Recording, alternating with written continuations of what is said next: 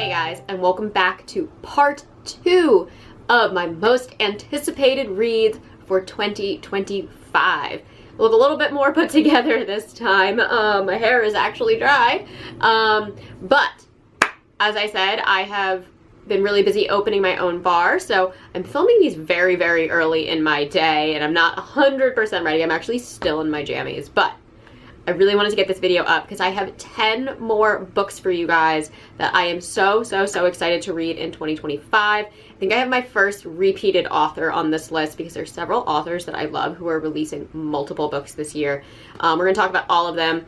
And yeah, let's dive in. If you haven't seen part 1 of this video, it is linked down below. But I kind of give my whole speech about this series in part 1. So if you are here, welcome back.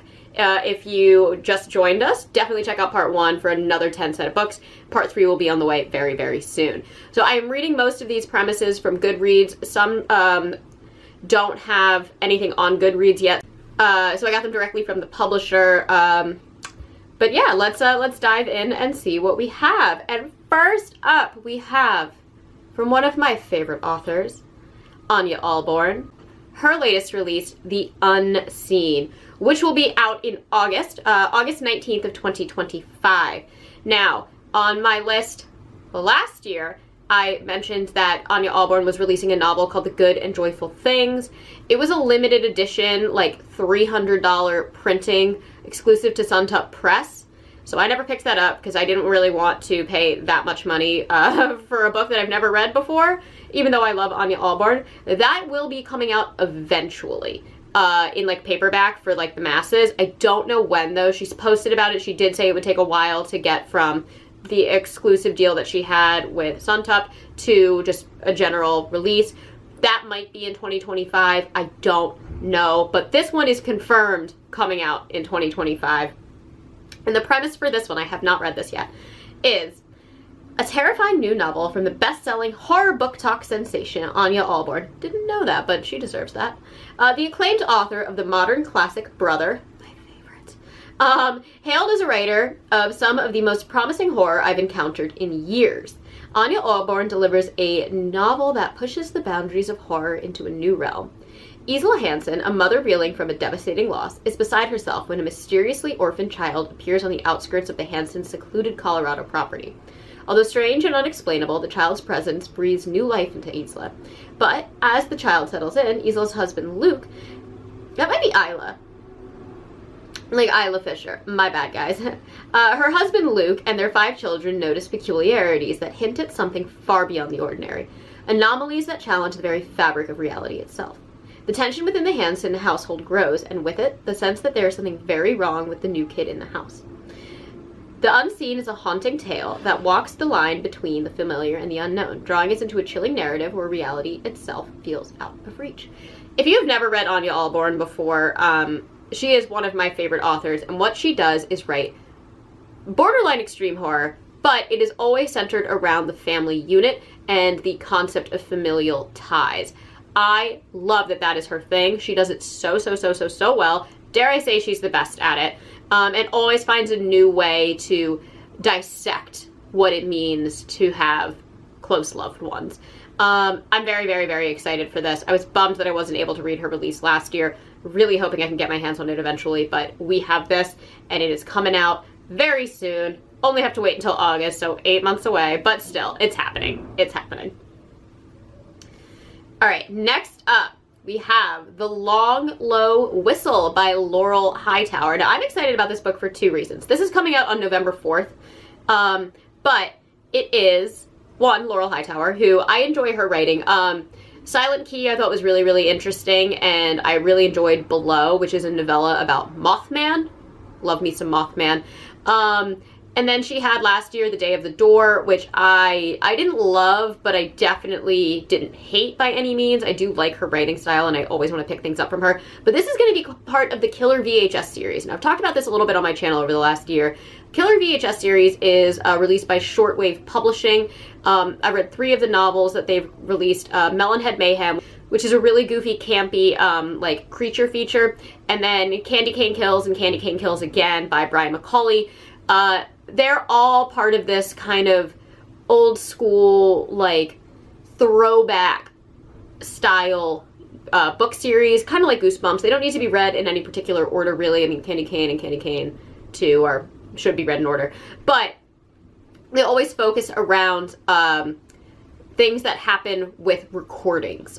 So you'll have like voice recordings or VHS tapes, or like somebody has like a handheld camcorder. They're really, really fun. I really enjoy them. I try and pick them up whenever I see them available. So Laurel Hightower is writing one, and I am so stoked for it. So there's only a very, very brief description, and it's on Shortwave's website, and it says, author of The Day of the Door, Laurel Hightower's A Long, Low Whistle, in which a woman in search of answers about her father's death decades ago joins a group of cryptid hunters to penetrate the abandoned mine where he was last seen. I'm super, super, super excited about that. We're going to get some cryptids. It's Laurel Hightower. She does cryptids very well. Very stoked. If you haven't read Below is really fun. It's not just Mothman. Okay, and then piggybacking off of that, Prynne McCauley, the author of Candy Cane Kills and Candy Cane Kills Again, The Second Slaying, which is just such a funny, awesome title, is releasing a full-length novel called Breathe In, Bleed Out. And that is going to be out on September 2nd of 2025. This is not part of Killer VHS series, but he did write 2 of them.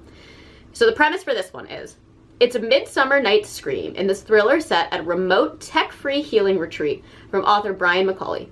Hannah has been running from her demons ever since the death of her fiancé. No one really knows what happened the day Ben died, and she'd like to keep it that way. She's definitely not going to admit to her psychiatrist that she still sees his ghost almost everywhere she goes. So when her friend Tess gets an invitation to a restorative spiritual retreat in Joshua Tree, she reluctantly agrees in search of a fresh start. Even though she's skeptical of the mysterious guru Pax and his strange talk of the spirit world, Hannah finds healing through all the yoga, sound baths, and hot springs offered at the tech-free retreat. But what begins as a journey of self-discovery quickly descends into a blood-soaked nightmare when a mass killer begins to pick off the group one by one in increasingly gruesome ways. As the body count rises and the survivor's sanity frays, Hannah must confront her past while trying to outsmart a relentless predator who's always one step ahead. Now that Hannah has finally found her way back to herself, this monster is going to have to try a little harder if they want to kill her vibe for good. This is clearly a slasher, but it does remind me of You May Now Kill the Bride, which was like a really funny thriller murder mystery that I read last year. I'm sure this will be very different. I really like Prynne McCauley's approach to slashers. It feels very, very old school. It reminds me a lot of like Clown in a Cornfield 1. So very, very excited for that. And very excited to see more from Prynne McCauley. I really enjoyed the Candy Cane books. Okay, next up, we have Bloodstains by Gaslight by Red Legault. And this will be coming out on March 29th of 2025. Red Legault is an author I discovered in that short story collection, October Screams, that's edited by Kenneth Kane. I've spoken about that a lot on my channel. It's one of the few short story collections that I am absolutely obsessed with. I've found so many great stories and so many new authors from there, and Red Legault is one of them. One of my favorite stories in that collection was by her. And then I picked up her novella that came out last year in 2024 called In Excess of Dark. It was very dark, very jarring, not at all the vibe that I got from her short stories. So I'm really curious to read more from her in another kind of full-length setting. Now this one seems to be about 247 pages, so this will definitely be the longest thing I read from her. But I do enjoy her writing style, and she always has some really interesting concepts and thinks of things kind of outside of the box in a way that's a little more out of left field from the traditional horror author, so I'm very excited to see what this one's about. So the premise says, it's 1997, senior year, and aspiring astronomy student Reese has her eyes set on the stars. The only thing holding her back is her jealous boyfriend Michael, whose increasingly manipulative and abusive behavior cannot be tolerated any longer. However, moments before Reese gathers the courage to break up with him, Michael is in a tragic accident. There are no rational explanations that can make sense of the changes Reese sees in him. But it is clear Michael is becoming something inhuman, something impossible. Intoxicated with the unbridled power, he sinks his teeth into her jugular and traps Reese in a life of inescapable horror. Bloodstains by Gaslight takes an uncomfortable look at intimate partner violence, exploring the monsters of humanity through the lens of a vampire tale. Haha! Alright, love the 1997 setting. Super, super stoked on that. I can imagine immediately that there's going to be some trigger warnings all over this book. just by that premise. But I also like that it's pulling concepts that I saw in Excess of Dark, as well as the one from October Screams, which was called Telescopic Views and something else. But it was all about using a telescope on Halloween, which I thought was really, really cool. So I can kind of see Red Legault pulling from her 2 other stories to put this one together. And hopefully this is a non-romantic vampire story. I'm really over the romantic vampire story at this point, except for Nosferatu. Nosferatu was great. Great. So next up we have The Sundowners Dance by Todd Keisling. This is coming out on April 22nd, 2025. I've been waiting for more work from Todd Keisling to get my hands on. I really liked Devil's Creek and Scanlines. Scanlines is really intense, but I thought Devil's Creek was a really good way to do not only a cult story, but to bring in cosmic horror in a way that I didn't hate.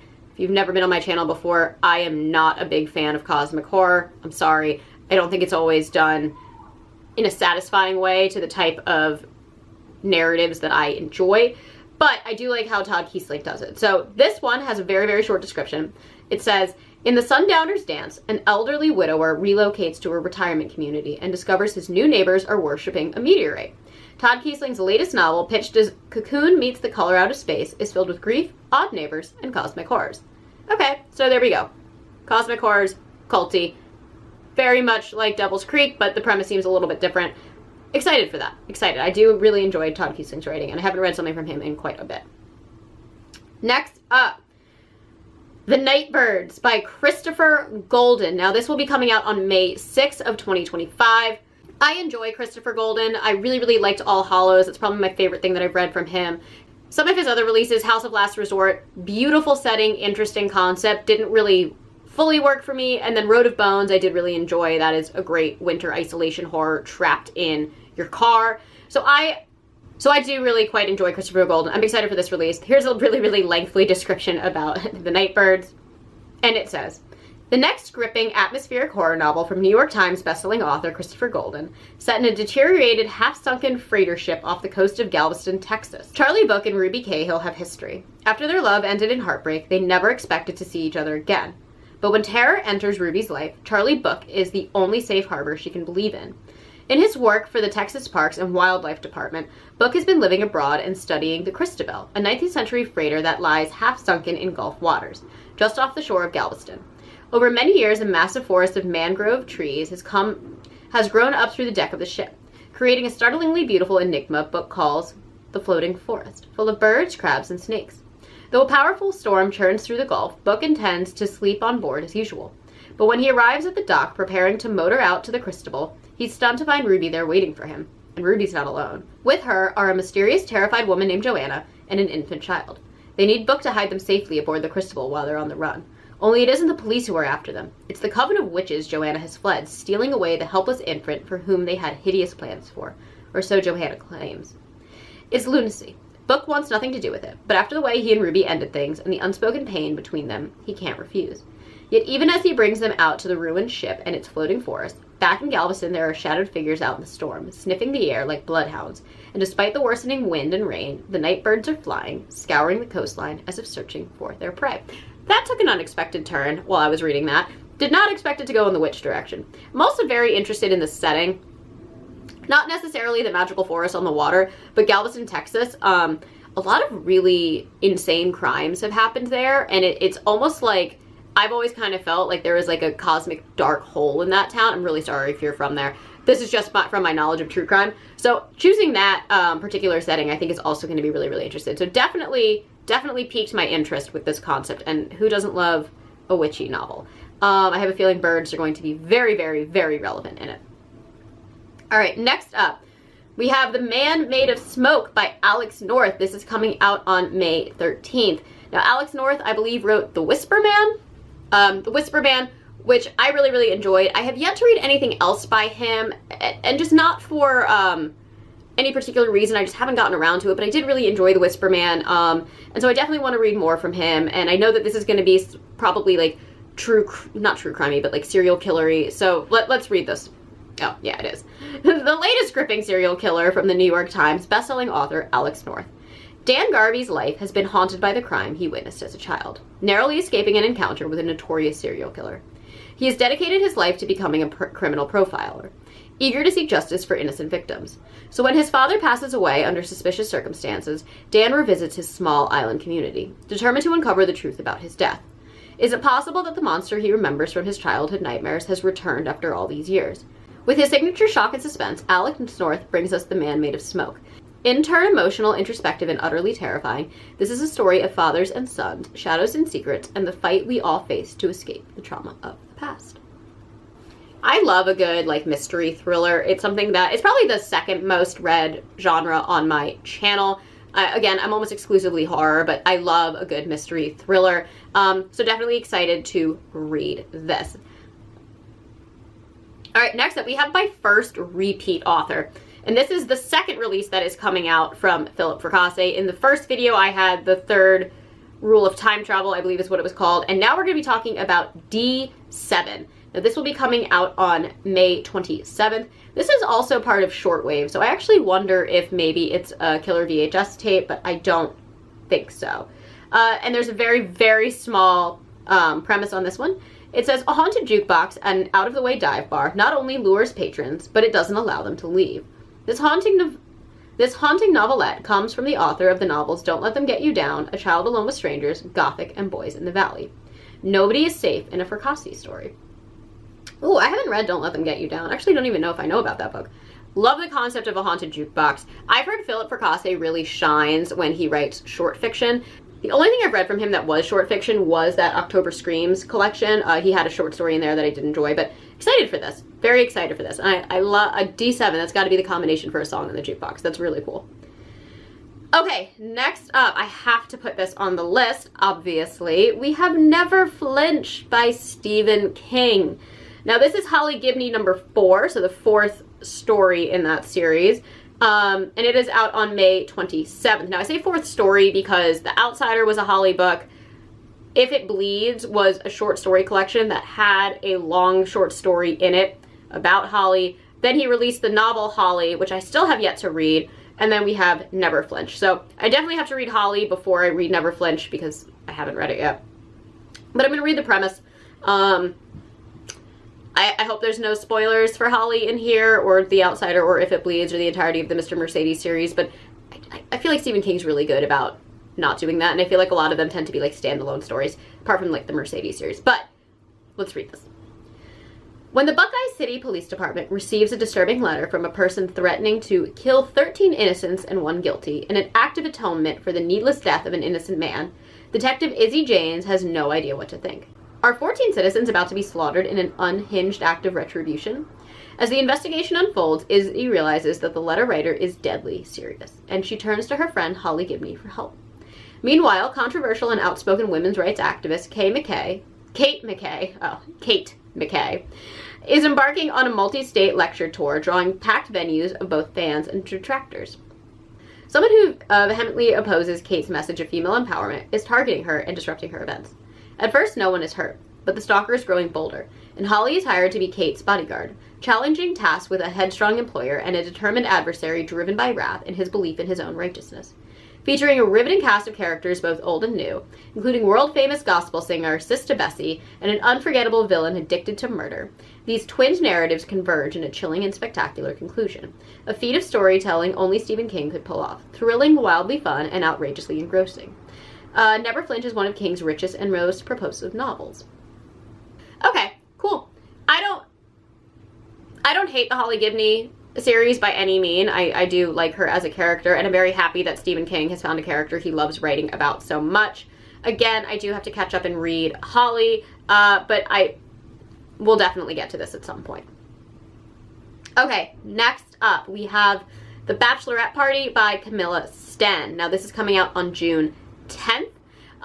Camilla Sten wrote The Lost Village, which I really, really, really liked. And then she also wrote, I believe it was called Resting Place, which I did not love.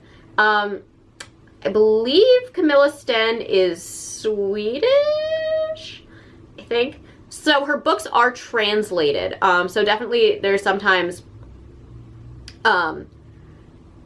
what I would feel like discrepancies in both culture as well as translation. but for the most part, I really do enjoy her prose. I thought The Lost Village was amazingly done and amazingly atmospheric. It really, really impressed me. So I'm excited to read a book called The Bachelorette Party. So the premise says, Scream meets the guest list in this wickedly compelling and compulsively page-turning thriller of friendship and murder from the author of The Lost Village, Camilla Stem. On a remote craggy island nestled off the coast of Sweden, 4 friends, Tilly, Anna, Linnea, and Evelina, meet every year. Best friends since childhood, the idea is to drink beer, dance by the water, and shake off the weight of life's expectations. The location of the island is a secret to everyone but them. One night of reckless fun and secret sharing, and then they return to their normal lives. 10 years later, ever since she was a teenager, Tessa Nilsson has been consumed by the story of 4 friends who disappeared on their annual trip to a remote island together. As her true crime fervor turned into a wildly popular podcast, Tessa urgently covered Sweden's most gruesome cases, but could never find the answers behind what happened to these women who disappeared, leaving a few maddening clues but no concrete answers. Now Tessa's podcast has crashed and burned, any chance she had in uncovering the truth vanishing with it. Annalise is Tessa's best friend, and before she walks down the aisle, she wants to have a bachelorette party. The Baltic Vinyasa, a sleek, sophisticated yoga retreat on a small island off the coast, one with such similar characteristics to the tragedy years ago that it raises the hair on Tessa's neck. The idea is to drink gallons of kava, do sunrise yoga, and get in their last chance to bond with the bride. Tessa will not pass this up. It's her last chance to find out what happened to the 4 women once and for all. And it's someone else's last chance to get revenge. Ooh, okay. This sounds very fun. I am all about this. I love the setting. I love the concept. I love the podcast angle of it. I love the true crime angle of it. Very, very, very stoked. So that is the last book that I have on this part 2 list. Again, part 3 will be going up very, very soon. But I am so, so, so excited for all of these books to come, especially since there's a lot of authors that I haven't seen releases from in a couple years who are releasing stuff, and I just can't wait to get my hands on them, dive in, and hopefully get as many reviews up on this channel for you guys as possible. Let me know if there are any books that you guys are excited about, any books that I have missed in parts 1 and part 2. Maybe they'll be in part 3, but maybe I missed them completely, and I would love to hear about them. As always, I try to post every Monday and Thursday, sometimes on Saturdays, and if you enjoy these videos, please hit the like and subscribe buttons down below, and I will catch you all in the next one. Mwah!